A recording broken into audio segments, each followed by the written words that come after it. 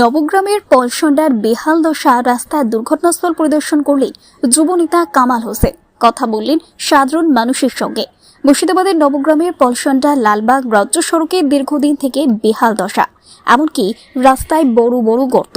গত পরশুদিন সেই রাস্তার গর্তে চাকা পড়ে স্কুল পড়ুয়া বোঝাই টোটো উল্টে যায়, আর সেই ভিডিও ভাইরাল হতেই শুরু হয় ব্যাপক তোলপাড়, যার জেরে ইতিমধ্যে শুরু হয়েছে রাস্তা মেরামতের কাজ। আজ সেই রাস্তার দুর্ঘটনাস্থল পরিদর্শনে আসলেন জঙ্গিপুর সাংগঠনিক জেলা তৃণমূল যুব কংগ্রেসের সভাপতি কামাল হোসেন। সব রকম ভাবে খোঁজ নেওয়ার পাশাপাশি কথা বলেন পথ চলতি স্থানীয় সাধারণ মানুষের সঙ্গে।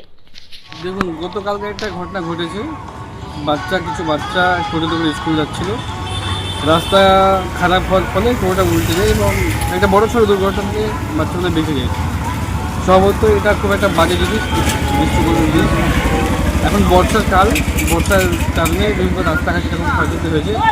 তবে এটা নিশ্চিত যে পশ্চিমবাংলার মুখ্যমন্ত্রী মাননীয় মমতা বন্দ্যোপাধ্যায়ের নেতৃত্বে সেটা বাংলা জুড়ে শুধু নবগ্রাম বলে নয়, জেলাব্যাপী নয়, সর্বত্র গোটা পশ্চিমবঙ্গের রাস্তাঘাটে প্রচুর রাস্তাঘাট হয়েছে।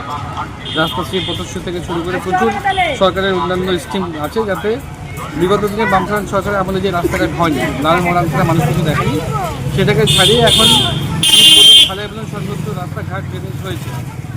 আর সেই সরকারের যে উন্নয়ন সেটা মানুষ পেয়েছে, এটা অস্বীকার করার কোনো জায়গা নেই। বর্তমানে আজকে যেটা হয়েছে নবগ্রাম ব্লকের অন্তর্গত একদম প্রপার পলসন্ডা মোড় বলে, পলসন্ডা থেকে লালবাগ উঠে যাওয়ার এই রাস্তাটা অত্যন্ত খারাপ পরিস্থিতি। নিশ্চয়ই এখানকার যারা জনপ্রতিনিধি রয়েছে তাদের নজরে এসেছে এবং বিষয়গুলো দেখবে।